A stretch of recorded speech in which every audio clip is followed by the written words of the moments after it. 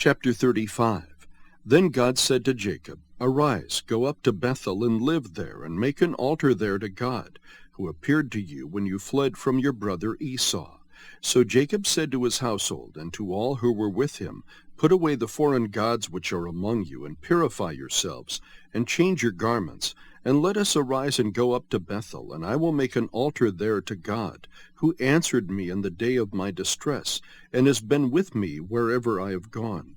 So they gave to Jacob all the foreign gods which they had, and the rings which were in their ears, and Jacob hid them under the oak which was near Shechem.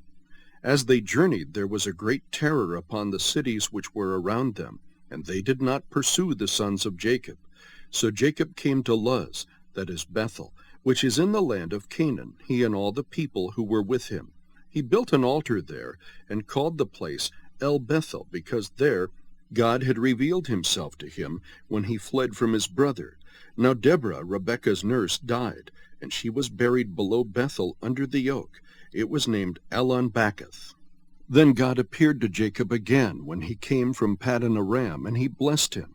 God said to him, Your name is Jacob. You shall no longer be called Jacob, but Israel shall be your name. Thus he called him Israel. God also said to him, I am God Almighty. Be fruitful and multiply. A nation and a company of nations shall come from you, and kings shall come forth from you. The land which I gave to Abraham and Isaac, I will give it to you, and I will give the land to your descendants after you. Then God went up from him in the place where he had spoken with him. Jacob set up a pillar in the place where he had spoken with him, a pillar of stone, and he poured out a drink offering on it. He also poured oil on it. So Jacob named the place where God had spoken with him Bethel. Then they journeyed from Bethel, and when there was still some distance to go to Ephrath, Rachel began to give birth, and she suffered severe labor. When she was in severe labor, the midwife said to her, Do not fear, for now you have another son. It came about as her soul was departing, for she died, that she named him Benoi, but his father called him Benjamin. So Rachel died and was buried on the way to Ephrath, that is Bethlehem. Jacob set up a pillar over her grave, that is the pillar of Rachel's grave to this day. Then Israel journeyed on and pitched his tent beyond the Tower of Eder.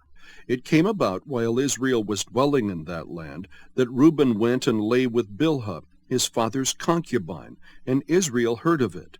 Now there were 12 sons of Jacob, the sons of Leah, Reuben, Jacob's firstborn, then Simeon and Levi and Judah and Issachar and Zebulun, the sons of Rachel, Joseph and Benjamin, and the sons of Bilhah, Rachel's maid, Dan and Naphtali, and the sons of Zilpah, Leah's maid, Gad and Asher. These are the sons of Jacob who were born to him in Paddan Aram. Jacob came to his father Isaac at Mamre of Kiriath Arba, that is Hebron, where Abraham and Isaac had sojourned. Now the days of Isaac were 180 years. Isaac breathed his last and died, and was gathered to his people, an old man of ripe age, and his sons Esau and Jacob buried him.